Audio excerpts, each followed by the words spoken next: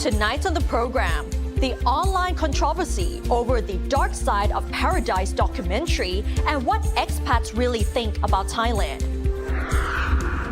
Then the British ambassador to Thailand on his impressions of Thai culture. And the importance of training death row inmates. สวัสดีค่ะ I'm Nad Bunag and welcome to This Week with Thai PBS World. Whether you have seen the dark side of paradise or not, this documentary depicting the negative sides of Thailand has sparked uproar on social media. Several expats and travel bloggers rallied on TikTok to defend Thailand's reputation. Here's how the criticism unfolded, and we asked some of them as to what they think and how Thailand should really be represented.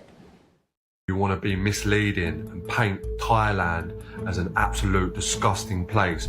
The whole thing is just made up of complete lies and fake stories for views and money. This documentary is true to the title. It is a side of Thailand. It is not all of Thailand. Because it's completely unfair and it's completely one-sided and it doesn't do Thailand any justice.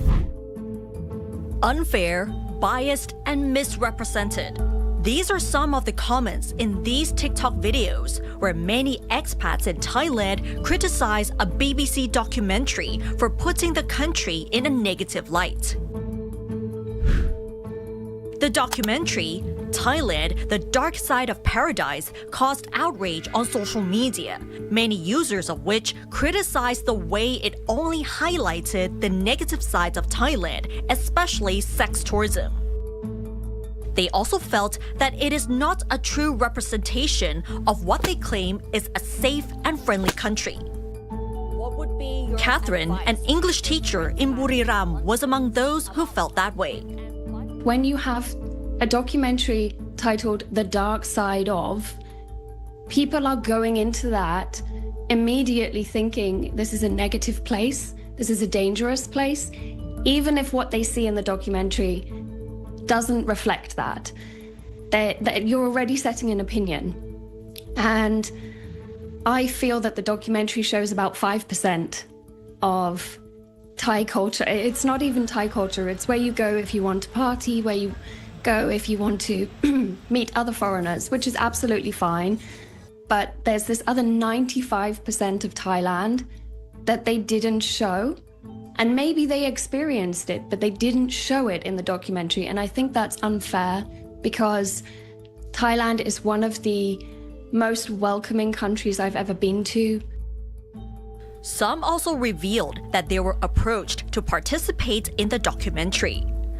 Upon its release, they were surprised at how it turned out, as they were not aware of how it would be presented or even the name of the documentary itself. Mike and Emily, two British influencers in Thailand, were among those people. I think it was very fabricated what they done, and you know, if I'm honest, I think a lot of British culture feeds off negativity, especially the news. They like to see the bad stuff, and I think it gets the clicks, it gets the views, it gets the audience retention, and I think a lot of people had enough of this, especially people like me and a lot of expats moving in Thailand, and they see that this is completely not true. And I think this is why their documentary completely failed, because it does not show the real side of Thailand. In the whole 11 years that I've been in Thailand, I know that there are every country, there are good and bad to each country, right? But what I don't understand is why BBC have the intentions to come to Thailand and talk bad about Thailand. Thailand have never gone to England and gone and said bad things about England. So that's why I don't understand the reasoning behind why they're doing this. Some of my FCs on my channel were also saying that maybe because a lot of UK people think that they want to leave England now, so maybe it's a force against the government in England that are trying to stop people to leave England. So they're making every other country look bad. So maybe this was the reason, I don't know. Apart from what was shown in the documentary, other stereotypes against Thai people still persist, which Catherine says really need to change. The first thing I want to say, and I don't think this was touched on in the documentary, is people assume that Thai people can't speak English, and that's not fair. Thai people are working very hard to improve their English, and of course, as you know, you learn it from a very young age at school. So that's inaccurate. If you try and you leave the tourist areas, or you try and speak to the hotel staff, you will realize that's very incorrect. But the second thing I want to say is, Thai people are very hardworking, they're very open, they're very caring, but they're also ready to stand up for themselves and their country if you're in the wrong. But what would be their final advice for those who want to be in Thailand? Mike says that Thai people are open to people of different cultures, so he suggests coming with an open mind and an open heart, but still treating people with respect. Thai people are open to every culture, whether you're black, white, yellow, purple, anything. They're very opening and welcome. So just come with an open mind, treat them with respect, and just come with a smile and an open mind. And I think Thailand will welcome you with open arms, like they did with me and so many other foreigners. And it's just a real blessing to be living here. Coming as a foreigner who is not of Thai descent, I just want to thank all the Thai people for welcoming me to your country with open arms.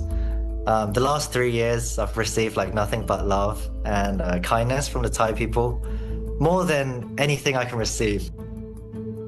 Nad Bunag reporting for Thai PBS World. To be fair, we're not saying that Thailand is all good or all bad. Depending on how you see it, the experience will be different for everyone. Thailand has a worldwide reputation for its tourism, culture, food, and the friendliness of Thai people, which many expats and influencers have praised. Now let's have a look at where Thailand stands in terms of world rankings over the past year. Out of 46 countries surveyed, Thailand is among the top places to live in the world, according to a recent study by Expat Insider 2025.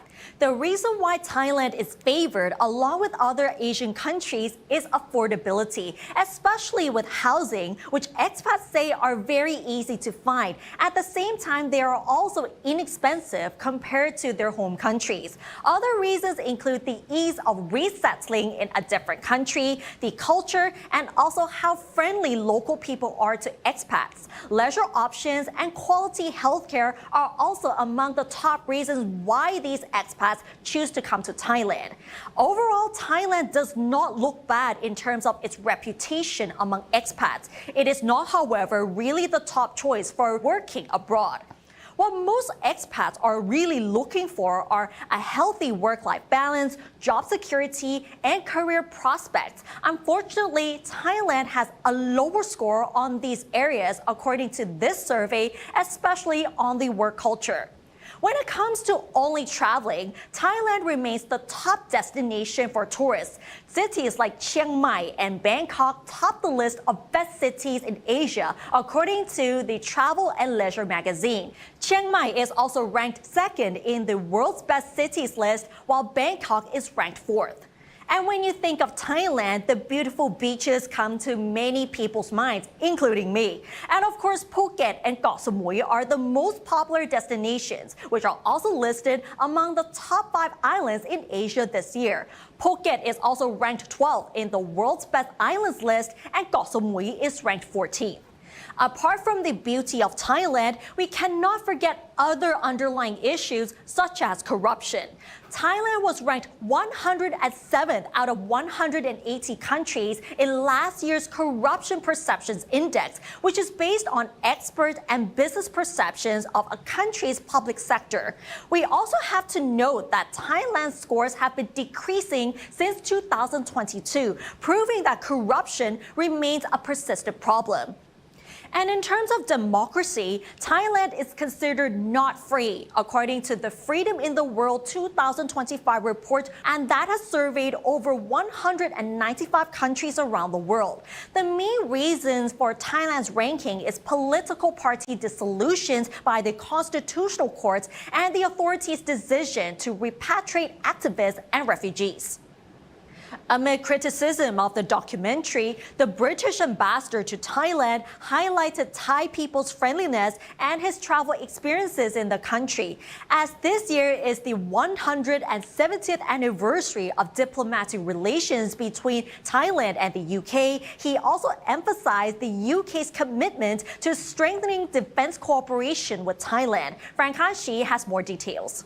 ชอบพูดภาษาไทยกับคนไทยแล้วพูดได้ไหมครับพูดคนนี้ใช่พูดได้ภาษาไทยยากมากแล้วพูดผิดบางครั้งเลยแต่ว่าเรียนนานแล้วใช่ไหมครับใช่เรียนมา5 ปีแล้วใช่ This endeavor to learn the Thai language shows how fond the British ambassador is of Thai culture.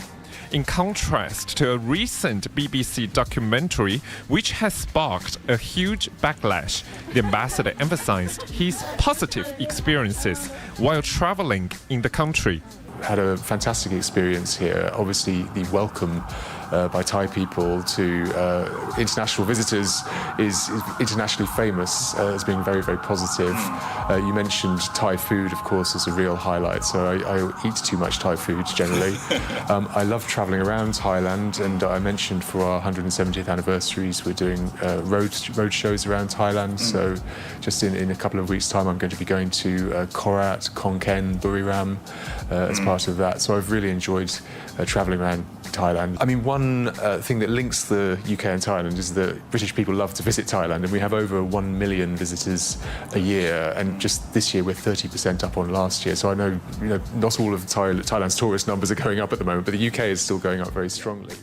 In addition to his aspirations for Thailand, the ambassador noted that both countries are strengthening cooperations in various areas, including defense. Marking the 170th anniversary of bilateral relations this year, he highlighted that the biennial military exercise launched in 2019 has reinforced cooperation through defense drills, dialogues, and joint industries. I would say is that the UK and Thailand both have populations of around 70 million people. So we're middle-sized countries, we're open societies, and we face a lot of shared security threats. So it's important that we work together on the security relationship in different ways. So defence is one way. We also work on counter-terrorism and various strategic regional security issues. But on defence, you're right. We have joint exercises every 2 years, and Panther Goals took place just a couple of months ago. And I think that's really important in terms of ensuring the two militaries can work together if they need to at an operational level, but also it builds the strategic trust between the two countries so that our militaries can work together to deal with shared challenges. We actually signed a defence and security MOU in 2022, so these joint exercises were part of that, but there are other parts as well. So we have a defence dialogue where we can talk about strategic cooperation and modernisation of the military. We allow Thai participants to attend military training and defence courses in the UK at Sandhurst and elsewhere. And we also collaborate in our defence industries as well. So, for instance, we were delighted just a few weeks ago that Thailand signed a contract to purchase Gripen fighter jets, which are made by Saab, which of course is a Swedish company, but actually 40% of the components come from the UK. The UK has also deepened cooperation with Thailand in technology and innovation, providing Thai researchers with £30 million in funding over the past 10 years. Ambassador Gooding noted that more than 40 Thai institutions have benefited from the International Science Partnership Fund, or ISPF, supporting work on climate change. On the ISPF, we've already provided about £1.5 million worth of funding for institutional collaboration, and it's actually UK institutions that run the collaboration, not the UK government. So we provide the funding, but the institutions decide who their best partners are in Thailand and what the focus of their research will be. Our fund has 4 themes: planet, health, tech and talent. So the research has to be on one of those themes, but then it's the institutions who can decide what they research. And for the Thai institutions, their research contributes to Thailand's national development plan. So this is not the UK government saying this is what Thailand needs to do. It's actually the Thai government's national development plan being supported by joint research. And the topics that we've actually funded, there are all sorts. I think it's over 40 institutions have received funding under this programme so far. And we've supported work on low carbon transition and climate, aquaculture, antimicrobial resistance. So there's sort of really pressing challenges and opportunities for researchers that we're funding through this support. While the two countries share deep cooperation across many fields, frequent changes of government in Thailand risk disrupting those ties.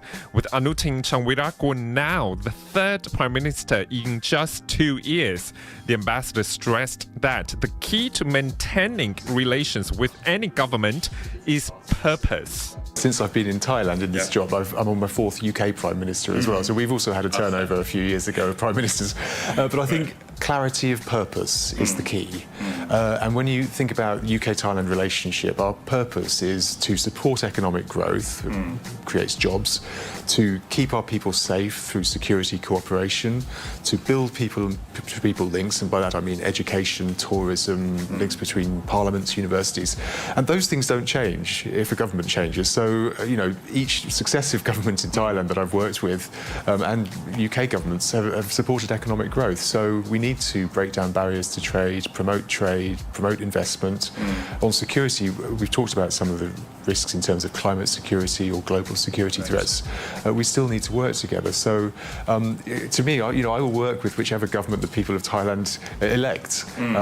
But those purposes will remain consistent. And of course, having been here a few years now, I know many of the people who are assuming ministerial positions at the moment in Thailand. So I'm looking forward to working with them. Frank Kanshi reporting for Thai PBS World. And now let's have a look at the other stories making headlines throughout the week in our weekly roundup.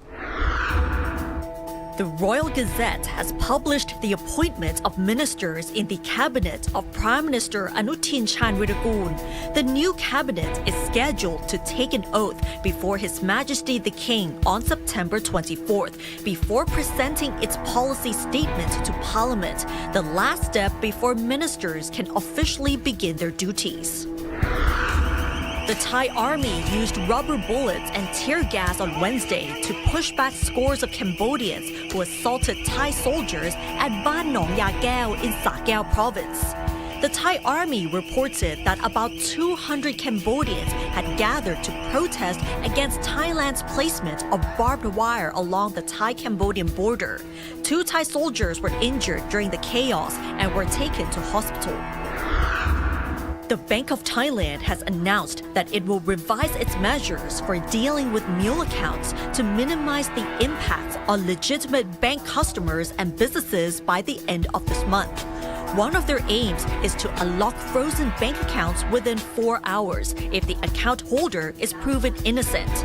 This came after many complaints that bank accounts had been frozen without warning, being mistaken for illegal mule accounts, leaving the account owners unable to conduct financial transactions or access their own money. Suvarnabhumi International Airport has been upgraded from a 3 to a 4-star airport by Skytrax, a UK-based research organization that provides ratings and awards for airlines and airports worldwide. The Airports of Thailand company said the improved rating is attributable to the development and improvement of facilities and services at the airport, including the integration of new technology. Suvarnabhumi International Airport currently handles about 60 million passengers each year. Moving on to the economy, while Prime Minister Anutin Charnvirakul aims to tackle urgent issues in 4 specific areas, foreign chambers are calling for visionary leadership to drive Thailand's competitiveness. Frank Kanshi joins me now to explain more. So Frank, what did they say about the policy recommendations to Anutin's new government? Hi, Ned. The Joint Foreign Chamber of Commerce, representing over 30 chambers in Thailand, they urged Prime Minister Anutin Charnvirakul to drive the economy with visionary leadership, which means that they vie for policies to support SMEs and ratify EFTA. Let's have a look at Prime Minister Anutin's urgent policy to tackle challenges in 4 areas that includes economy, natural disaster, national security, and social issues. By doing co-payment policy, or we call it kunlakhung, and lowering energy prices here, it could bolster the economy. And the JFCCT also praised such policies. But JFCCT emphasized that Anutin, the government, can do more in just 4 months period. With geopolitical issues and U.S. trade tariff impact, the vice chair of the chamber say that the government needs to provide financial liquidity for Thai SMEs to enhance local skill development is also significant. Another important policy is to expedite ratification of EFTA, which can boost the trade between Thailand and 4 European countries. EFTA, Yes. which include Norway, Switzerland, Iceland, and Liechtenstein, 4 countries. It had been signed, but in order to make it effective, you need to ratify by both parliaments. So those 4 countries, they are ready. Soon or later, they will go to the parliament and get it ratified anyway. So what could Anutin can do within this 3-4 months? Just hand into the parliament, because we have effective parliament. Then just ratify it first. Then we can force the counterparts to ratify, right? Once it's ratified, it would be the business that, reciprocal business that would happen. SME, in particular, they can't wait that long. They can't wait and see the situation, how it goes. They need some money to liquidate their own business, right? This is pay the payroll, pay the salary of the employee, and still maintain the production capacity, right? So they need some kind of soft loan urgently. That would be the first one that I would like to mention. But in combinations of soft loan, it's not just the money injected, but the way to receiving the soft loan is also the procedure that we need to talk. However, complexity of laws and regulations still persist as future investors and SMEs, they still face difficulties when establishing their businesses in Thailand. The vice chair of the JFCCT emphasized that Thailand needs a visionary leader to expedite solutions. We need a leader. We need a political will. It's not just one politician. All political parties are supposed to be in the same basket, say like, we need to reform. Without them, government agency won't work. You need a hard, big boss to say yes, and let's move. In terms of processing of the changing the law, revising or cutting the law, it needs private sector input. But it needs like transparency process that the private sector can give the recommendation and suggestion, particularly for the law that favorable to the business. Right? And last one I would like to mention about this law reform is important. Right. Other institutions such as Thai Chamber of Commerce and FTI, Federation of Thai Industries, also propose to tackle border issues and border trade disruption here, and strong Thai baht also affect Thailand's economy. So now there are so many tasks for Anutin's government to tackle right now in just 4 months, as he needs to cooperate in the parliament with the opposition to ratify EFTA. At the same time, he has to mitigate border issues with Cambodia while addressing strong Thai baht. Very challenging times for Anutin. Back to you.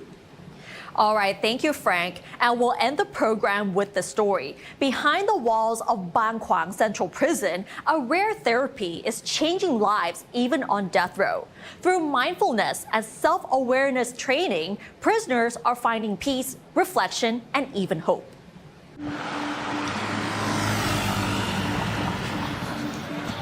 This is Zone 14 of Bang Kwang, Thailand's most notorious high security. The place houses inmates who have proved themselves to be unmanageable in any other facility, as well as those convicted of violent crimes and have been sentenced life imprisonment or even death. It is a very special day here, with the once-a-month session of cognitive transformation therapy, led by the most vulnerable Anil Sakya. It's an activity to which the inmates truly look forward.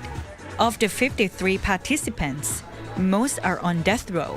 So why are these particular inmates chosen for the program?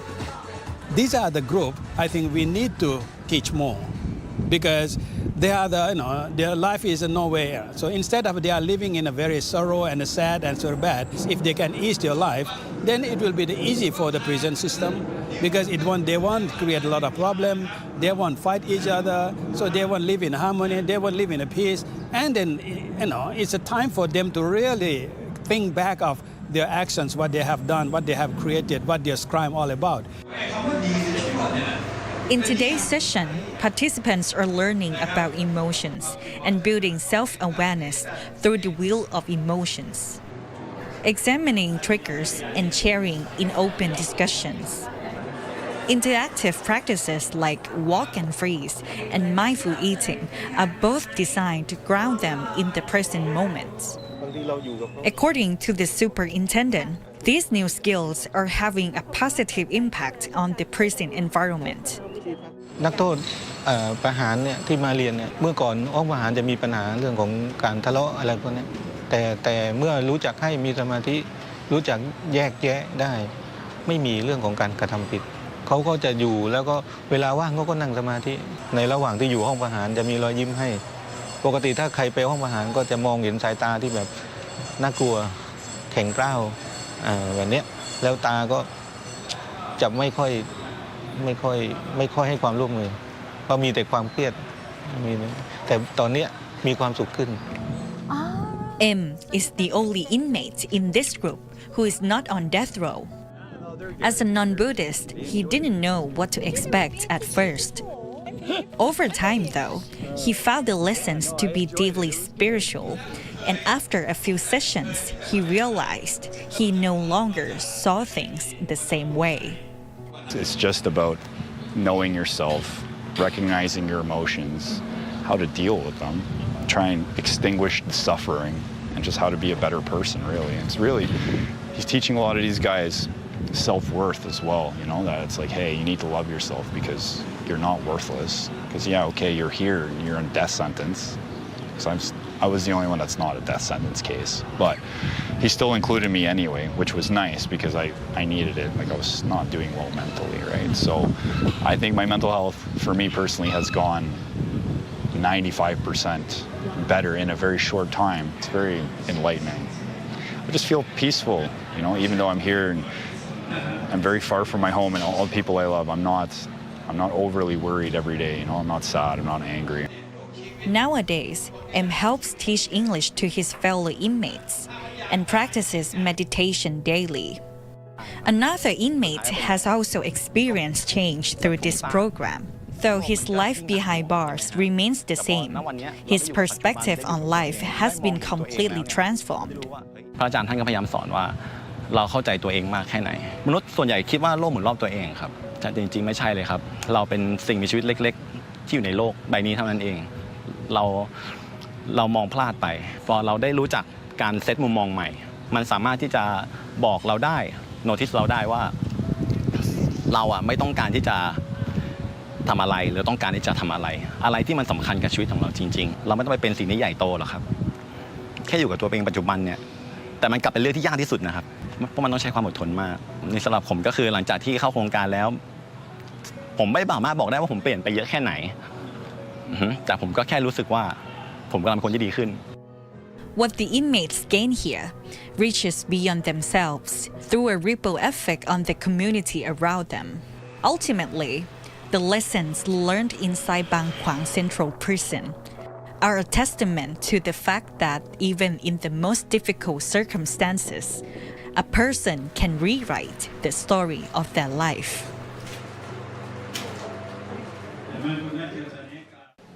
And that's the other side of the prison that we never know about. And that's all for this edition of This Week with Thai PBS World. Join us every Friday at 10:30 p.m. only on Thai PBS. You can also follow us on social media and our website, thaipbsworld.com, for all the latest stories and analyses about Thailand. Thanks for watching. I will see you next week. สวัสดีค่ะ